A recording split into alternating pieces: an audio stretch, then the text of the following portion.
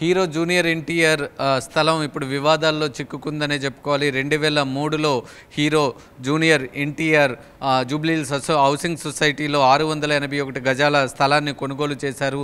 దానికి సంబంధించి 2019లో అన్ని అనుమతులతో నిర్మాణాన్ని అయితే పూర్తి చేశారు. అయితే అప్పటి నుంచి కూడా ఈ స్థలానికి సంబంధించి వివాదం కొనసాగుతూ ఉంది. జూనియర్ ఎన్టీఆర్కి ఈ స్థలాన్ని ఎవరైతే విక్రయించారో గీత అనే మహిళ ఈ స్థలం పేరుతో దాదాపుగా 4 బ్యాంకుల్లో లోన్స్ అయితే తీసుకోవడం జరిగింది. వీటికి సంబంధించి తాజాగా జూనియర్ ఎన్టీఆర్కి కొన్ని నోటీసులు కూడా రావడం జరిగింది. ఈ కొన్ని నోటీసులు జూనియర్ ఎన్టీఆర్ వెంటనే దీని మీద హైకోర్టులో పిటిషన్ అయితే దాఖలు చేశారు. 2019లోనే దీని మీద ఒక ఛార్జ్ షీట్ అయితే ఫైల్ అవ్వడం కూడా జరిగింది. ఓవరాల్గా చూసుకుంటే జూనియర్ ఎన్టీఆర్ తీసుకున్న స్థలం గత కొద్ది రోజులుగా వివాదంలోనే ఉన్నట్టుగా తెలుస్తుంది.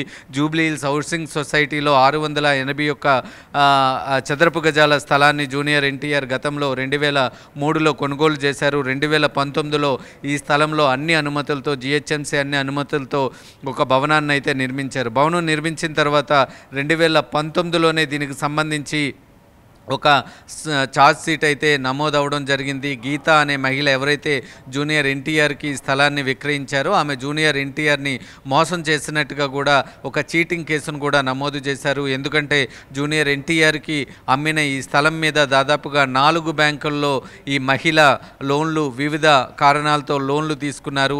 అయితే ఈ విషయాన్ని జూనియర్ ఎన్టీఆర్కి స్థలం అమ్మినప్పుడు చాలా గోప్యంగా ఉంచినట్టుగా తెలుస్తూ ఉంది. ఈ నేపథ్యంలో దీనికి సంబంధించి ఆ బ్యాంకుల నుంచి ప్రస్తుతం జూనియర్ ఎన్టీఆర్కి నోటీసులు వచ్చాయి. దీంతో ఒక్కసారిగా కంగుతిన్న జూనియర్ ఎన్టీఆర్ దీని మీద న్యాయపరమైన పోరాటానికి హైకోర్టును ఆశ్రయించారు. ప్రస్తుతం దేవర సినిమాతో బిజీగా ఉన్న జూనియర్ ఎన్టీఆర్కి ఇప్పుడు ఈ స్థల వివాదం అనేది చాలా తలనొప్పిగా మారిందనే చెప్పుకోవాలి. మరొక వైపు గత కొద్ది రోజులుగా జూనియర్ ఎన్టీఆర్ పేరు ఏపీ పొలిటికల్ స్క్రీన్ మీద వినిపిస్తూనే ఉంది.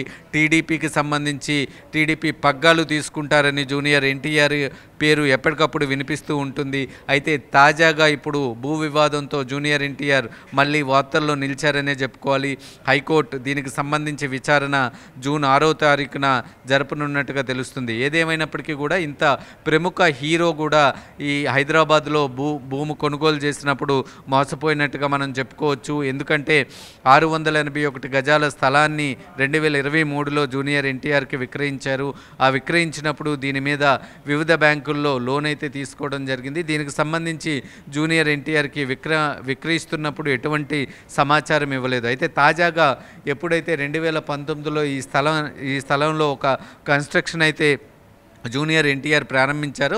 అప్పుడు ఈ స్థలం మీద ఎన్ని లోన్స్ ఉన్నాయి, ఏ బ్యాంకుల్లో ఎంత అప్పు తీసుకున్నారు అనే అంశానికి సంబంధించి వెలుగులోకి వచ్చాయి. వెంటనే దీనికి సంబంధించి స్థానికంగా ఉన్న పోలీస్ స్టేషన్లో జూనియర్ ఎన్టీఆర్ అప్పట్లోనే ఫిర్యాదు చేశారు. అయితే తాజాగా ఈ ప్రాపర్టీని బ్యాంక్స్ హ్యాండ్ ఓవర్ చేసుకుంటామని నోటీసులు రావడంతో కంగుతిన్న జూనియర్ ఎన్టీఆర్ వెంటనే హైకోర్టులో ఒక పిటిషన్ అయితే దాఖలు చేశారు. ఈ పిటిషన్ మీద ఈ నెల జూన్ 6వ తారీఖున విచారణకు రానుంది. ఓవరాల్గా చూడాలి ఈ భూ వివాదం అనేది ఎటు టర్న్ తీసుకుంటుంది, ఇందులో జూనియర్ ఎన్టీఆర్కి సరైన న్యాయం జరుగుతుందా లేదా అనేది.